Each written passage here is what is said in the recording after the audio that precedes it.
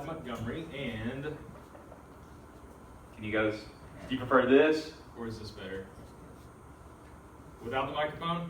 Okay, good.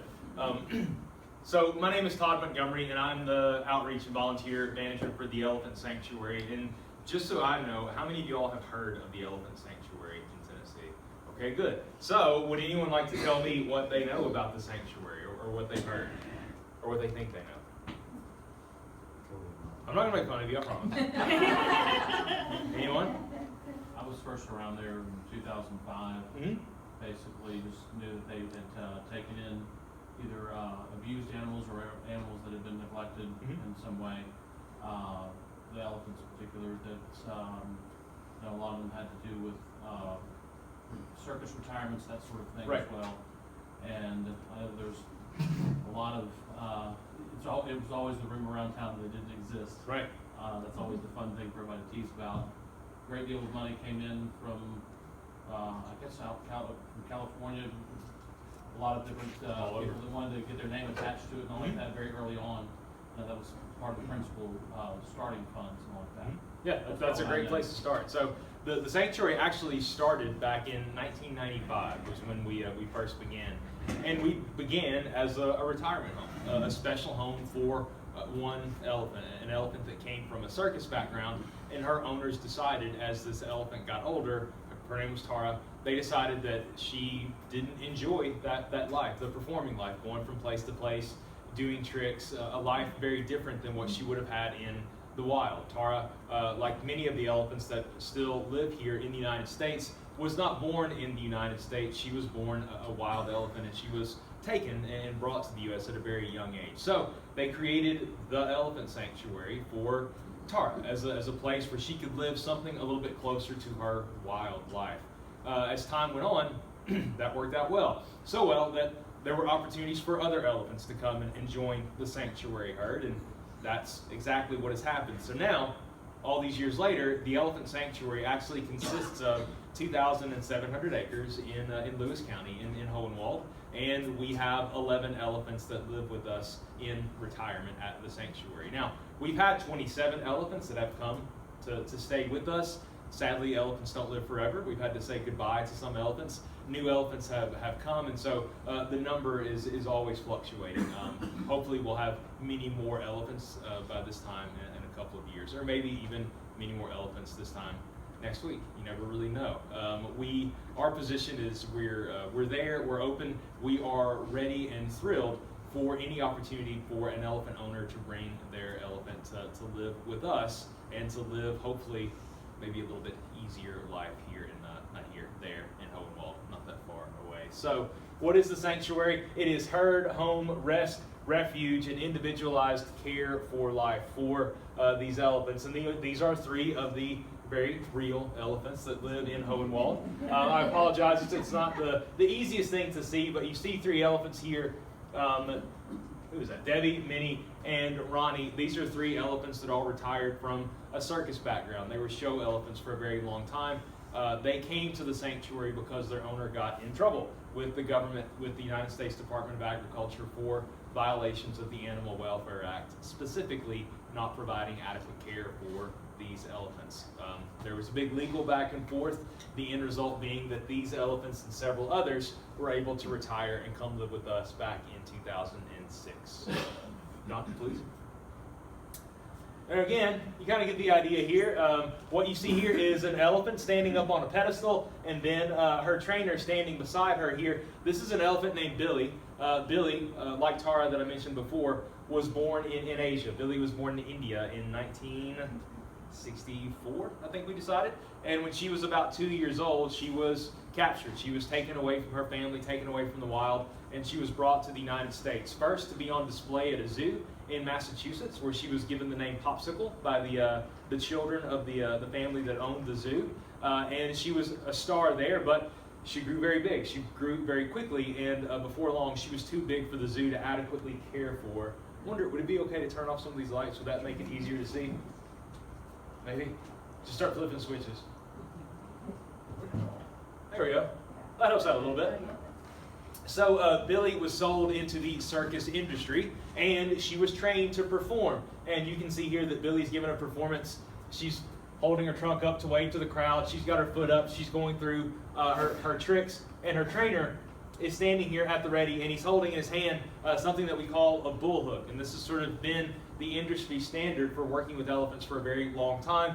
You can see it's just a rod with a metal prong on the end of it, and that's what's used to guide the elephant's movements. And in some cases, that would be what would be used to discipline the elephant if that's what the trainer thought was appropriate. And you can imagine, depending on who is holding the bull hook, how that could be used to punish one of these elephants. Billy, as she grew older, and you can go to the next slide, Don.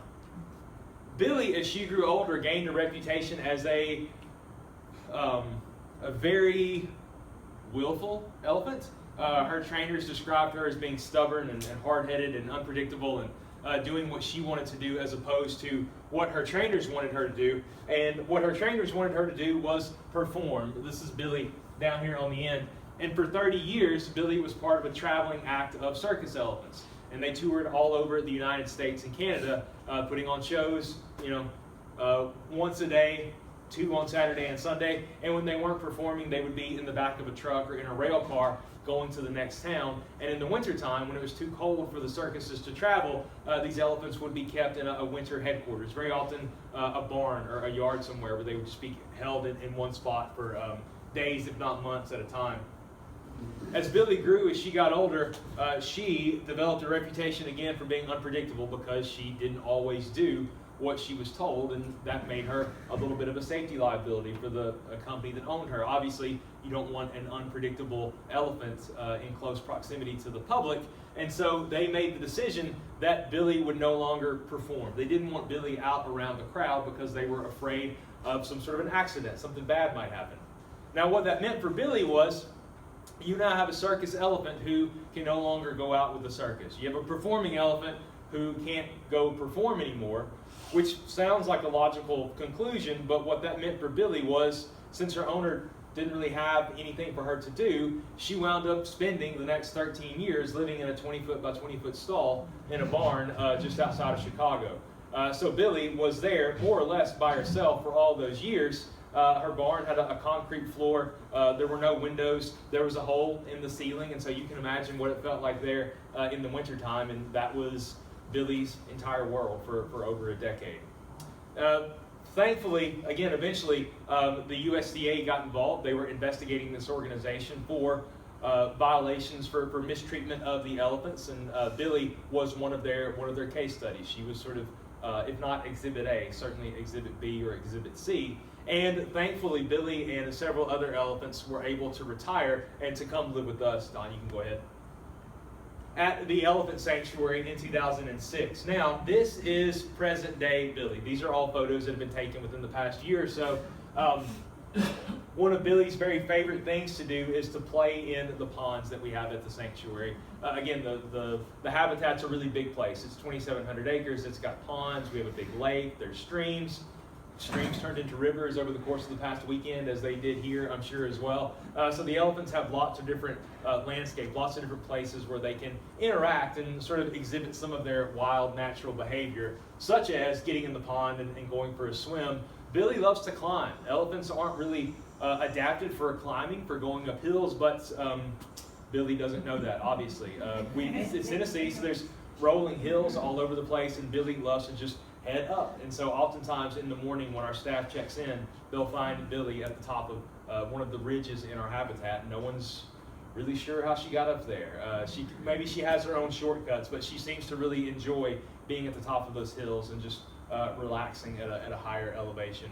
And here at the sanctuary, Billy has made friends. Elephants are very social animals. In the wild, an adult female Asian elephant like Billy would live in a herd. She would have the same herd that she was born into all those years ago. She would now be sort of a herd elder, but it would still be the same family. It would still be the group of elephants. So to have an adult elephant like Billy by herself, not having contact, not having companions, is a very unnatural thing. And we think, and science is starting to bear this out, it's a very unhealthy thing for elephants as well. It's not good for their bodies. It's not good for their extremely intelligent minds not to be able to have those relationships with one another. So Billy has made friends. This is Billy on the left, and this is another elephant named Ronnie on the right that she's become pretty close to.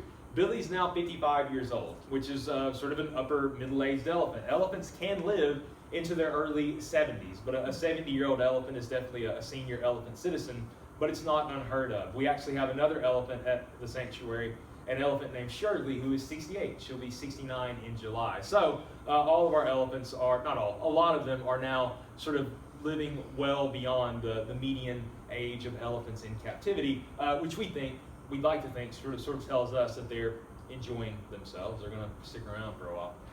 Don? And again, this is sort of my, there's a lot of stuff to read here. I won't read it to you. I will hit the highlights, and Naomi mentioned this as well. The Elephant Sanctuary is one of only 2 accredited elephant sanctuaries in North America. One is in California, and the other one is here in southern Middle Tennessee. We are accredited by the Global Federation of Animal Sanctuaries, and our work is regulated by the USDA at a very big level and the Tennessee Wildlife Resources Agency at a local level. And one of the things that makes the sanctuary very unique, other than being a place that has 11 elephants, is this is not a place where people can come and see the elephants. Again, we use the word retirement when we talk about our elephants. They are retired from their public lives. Their lives of display and show are behind them, and the sanctuary, all of those acres, is really just for the elephants, where they can go where they want to go, do what they like to do, and not always have an audience. For these elephants, for Shirley that you see there, for Billy, they spent decades in the public eye, doing what they were told to do, doing what they were asked to do, and so at the sanctuary, they get to make those decisions now and not have them made for them. That's the idea. Done. Now, I am sort of an educator at heart, so if you'll bear with me, there are a couple of things I do want you guys to walk away with. I've used the word elephant a lot today. Now, when I say the word elephant, we all picture something in our mind. A lot of you are probably picturing one of these things. Now, believe it or not, this is one of the 3 totally different, totally distinct species of elephants. This is an African savanna elephant. They live in the grasslands of Africa, north and south of the equator. These are the largest of the elephant family. The biggest elephant ever in recorded history was an elephant that was actually hunted and killed in what was then Portuguese Angola in 1953. That specimen topped out at just over 13 feet tall at its shoulders and weighed just under 22,000 pounds. So these are massive, massive animals. There aren't any at our sanctuary that are that big, of course. This is a medium-sized African elephant. This is Tangi. She's about 8'4", 8'5", I think, and she weighs about 9,500 pounds. So that's sort of a medium-sized African elephant. These elephants are easy to recognize because, for one, they have these big, prominent tusks, those special teeth. They start growing in the back of their jaws. They'll grow the entire life of the elephant, and it is that tusk, sadly, that's caused so many of these elephants, even now, to be hunted and killed on a daily basis. More about that later. Also, these elephants have massive, massive ears that are larger than their heads almost, so they're very easy to recognize. And next slide, Don, please. And this is an Asian elephant. They live, of course, in Asia, and the Asian elephant that we see here and the African elephant that I just showed you are really not that closely related at all. For comparison, this Asian elephant is much more closely related in the big elephant family tree to the extinct woolly mammoth. If you're wondering what a woolly mammoth looks like, it looks a lot like one of these, just a little bit bigger and a little bit hairier. The African elephants and the Asian elephants are distant cousins at best. To further drive that point home, not only do they look very unique from one another, you can see that the Asian elephant has much smaller ears. She has 2 domes on top of her head. Asian female elephants do not have tusks, whereas African female elephants do. They behave very differently. They vocalize in different ways. It's almost like they speak a different language. They interact with one another very differently. They like different foods. They have a completely different system of social etiquette around one another. They're totally different.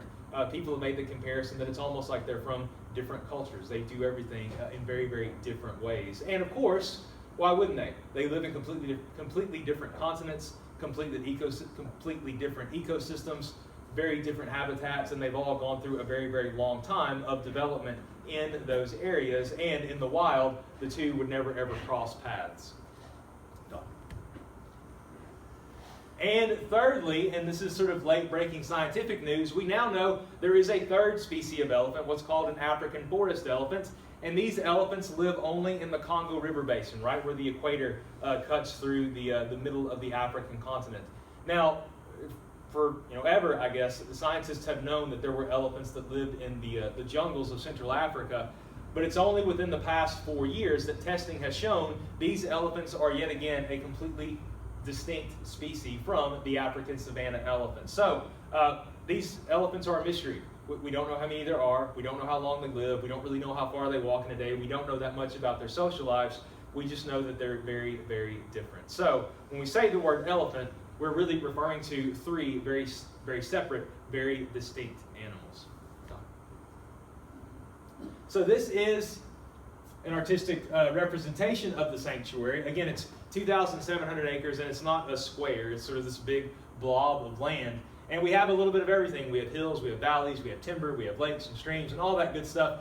And as in nature, we have separate habitats for the different elephant species. We have our Asian elephant habitat, our African elephant habitat, and our quarantine habitat, where we have 4 elephants that have special medical needs that require them to be kept separate from the rest of the herd. As in nature, our elephants, the African elephants and the Asian elephants, do not intermingle. They've got their own habitats where they can do what they want without, having to conform to the cultural norms of another type of elephant. Go ahead. And I'll quickly introduce you to everybody. Again, these are all the elephants currently living at the sanctuary. We have Shirley, who's 68 years old. Tara, who is 43 years old, again, our founding elephant. And I apologize, it's cut off a little bit at the bottom there. Winky and Sissy, and both these elephants were retired from different zoos. Sissy came from the El Paso Zoo in Texas, Winky from a zoo in Madison, Wisconsin. Billy, who I've already talked all about. This is Billy out in one of the fields that she likes to frequent. Minnie's the heaviest elephant that we have at the sanctuary. We weighed her last month, and she weighed in at 11,700 pounds. So she's a big elephant, but again, they can get much, much larger. A healthy elephant like Minnie, a big elephant, can eat around 200 pounds of plant matter a day. So that's grass, leaves, berries. These elephants really like pine cones, we found out. Pine cones, pine bark, all things pine, they really seem to enjoy. Debbie is the tallest elephant at the sanctuary. She's about, I think, 8 feet 7 inches, somewhere in there. Ronnie is the shortest elephant at the sanctuary. She is just under 8 feet tall, I believe. So a short elephant is still, again, a really, really big animal. And we have our African elephants. This is Tangi. She was retired to the sanctuary from a zoo in Georgia back in 2004. And we have Flora. Flora was a circus elephant for 17 years. She was the star of Circus Flora, her namesake circus, and she toured all around the country. She was a guest on Live with Regis and Kathy Lee once upon a time. She was in the movie Pee-wee's Big Top Adventure, if anybody remembers that one. So she's sort of one of our celebrity elephants. She's been around quite a bit. But when she was turning 20 years old, her owner kind of came to the same realization that life, that performing life, he thought wasn't making Flora happy. She wasn't fulfilled. She wasn't, acting like a normal elephant. And so he made the decision to bring her to live with us, where she could have more free space and certainly more elephants to pal around with. Finally, our most recent addition is Sukari here. And Sukari is the youngest elephant at 32. She also is our most recent arrival. She came in November of 2015. She also traveled the shortest distance to get here. Sukari retired to the sanctuary from the zoo in Nashville, Tennessee. So she only had a pretty short trip to make, comparatively speaking. So after Sukari came to the sanctuary, she's actually become very close to the other African elephants, especially Tangi, who you see in the background there. They were actually spending today together, I believe. So Sukari is fitting in quite nicely. And again, Flora and Tangi, I love this picture because Flora here, she's holding her trunk up in the air, and that's something, I believe the term is called sight scenting or sight sniffing. Elephants, their eyesight isn't bad per se, but it's not good. It's nowhere near as good as ours are. They depend on their senses of hearing and their senses of smell primarily to interact with the world around them. So what Flora and the other elephants will do, every so often they'll stick their trunk up in the air and they'll just sort of point upwind, and you can see them sort of breathing, and then they'll put it down. Sometimes they'll put their trunk in their mouth and taste it, and that's how they can tell what's going on around them. They will hear and smell other elephants and other animals far before they actually see them. So they, you and I see the world. Flora smells it for the most part. You can go to the next one. And you can go to the next one. That's just a good picture. We have special barns constructed for the elephants where they can come inside if the weather's going to be bad, if it is going to be below freezing, which you guys know it doesn't happen that often. They're able to come inside and relax, socialize, play in there. We have special elephant toys created for them. So we built these barns to be as ecologically friendly as possible. To give you an example, can you go back one, Don? Sorry. Go back. I'm sorry. Yeah, no, you're fine.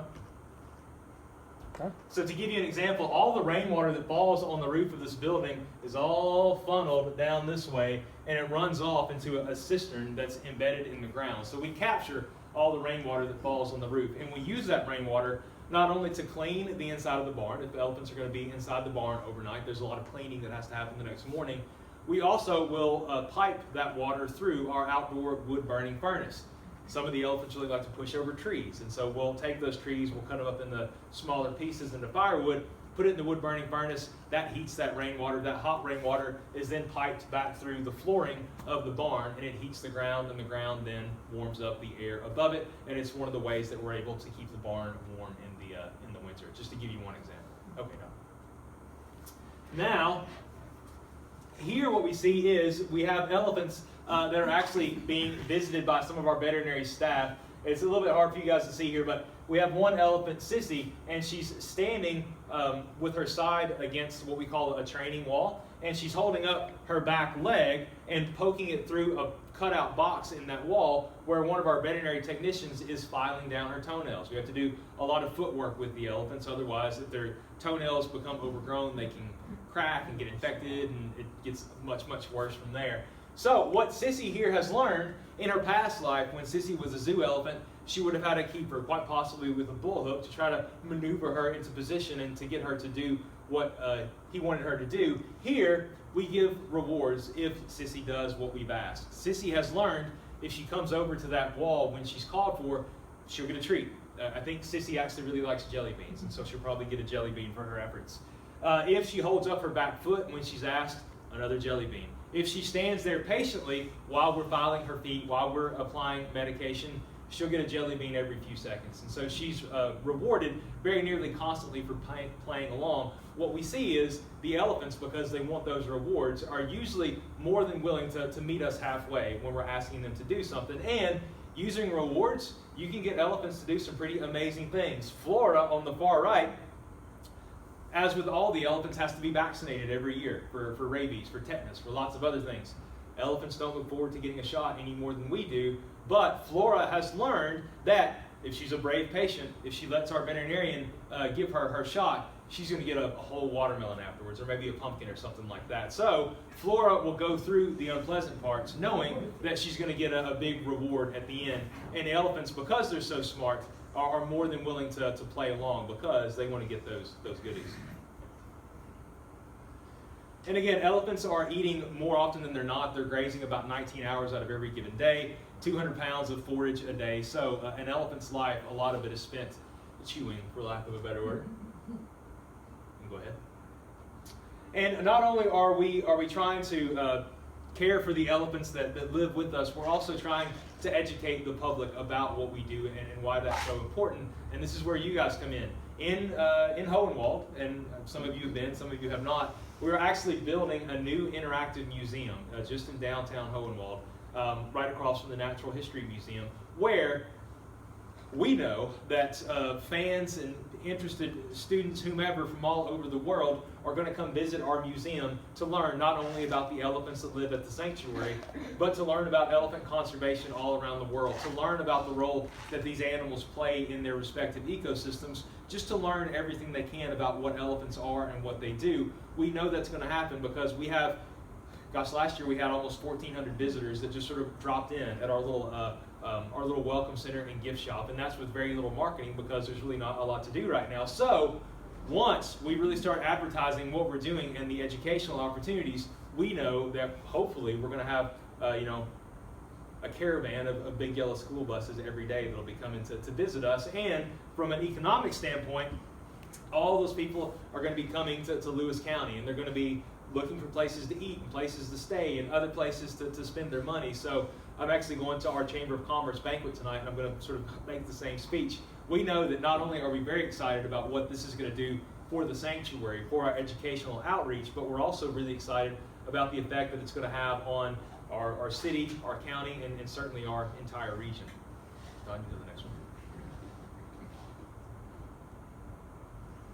one. You absolutely can't see anything in that. So another thing that we do, one of the ways that we know that we have so many fans out there, is we have a huge demand for our online web-based learning programs. This is a school, I promise, there's a bunch of kids in there somewhere.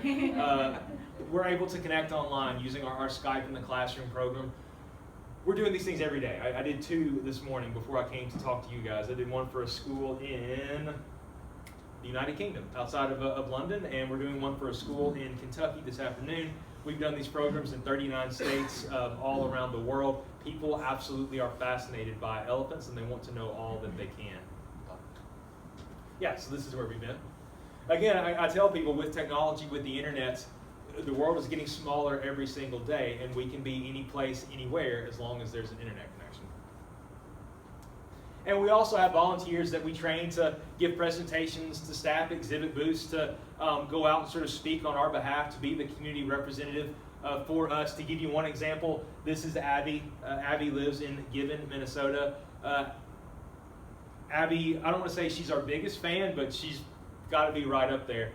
She will tell you with no hesitation that when she grows up, she doesn't want to work at an elephant sanctuary. She doesn't want to be a veterinarian. She wants to be the veterinarian at the elephant sanctuary in Tennessee. That is her goal. So we actually, last year for Halloween, we sent her one of our official staff shirts so that she could complete her veterinarian costume. I know for a fact that everybody in Gibbon, Minnesota knows about the elephant sanctuary because I've met Abby before, and I know that Abby is sharing what we do with everyone that she comes in contact with.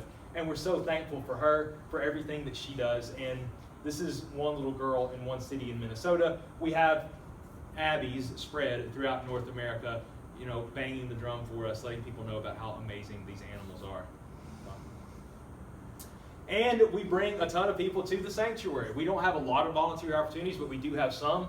We have college groups that come for their spring breaks, for their summer breaks, for their fall breaks, and they spend 4 to 5 days working with us. And they're not working with the elephants. They're doing a lot of grunt work, for lack of a better word. They're landscaping, they're moving hay around, they're painting, they're building things, they're tearing them down. So we've had students from the University of Georgia Southern University, Appalachian State, the University of Missouri, and I'm forgetting one. It'll come to me later, but from all over the region that come. And we actually have such a high demand for students wanting to come, we have to turn away lots of groups. I turned away a group from Penn State this morning because they wanted to come for a week in March. We already have a group there. So again, I know the demand is there. We just need to grow to be able to take advantage of it.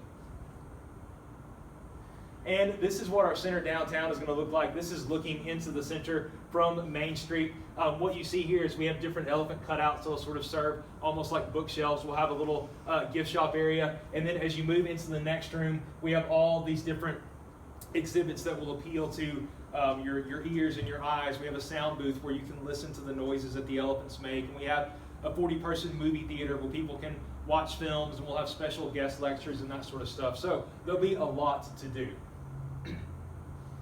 And if you guys have driven down Main Street in Hohenwald, you'll notice the old joke is that there's actually a hole in the wall there. There's a big breezeway just adjoining Main Street that's a public walkway from the parking lot to Main Street. Well, that walkway was generously gifted to us by the city of Hohenwald. So now it's the Elephant Sanctuary's walkway. And we're turning it into our outdoor classroom so that as people walk through that breezeway, they are going to see all these exhibits along the wall sitting out in the actual walkway space. So as they walk through, they're not going to be able to avoid learning that there's an elephant sanctuary in Hohenwald and that elephants are fascinating creatures. So anybody walking through is at the very least going to get a dusting, hopefully a lot more of that of education from the sanctuary.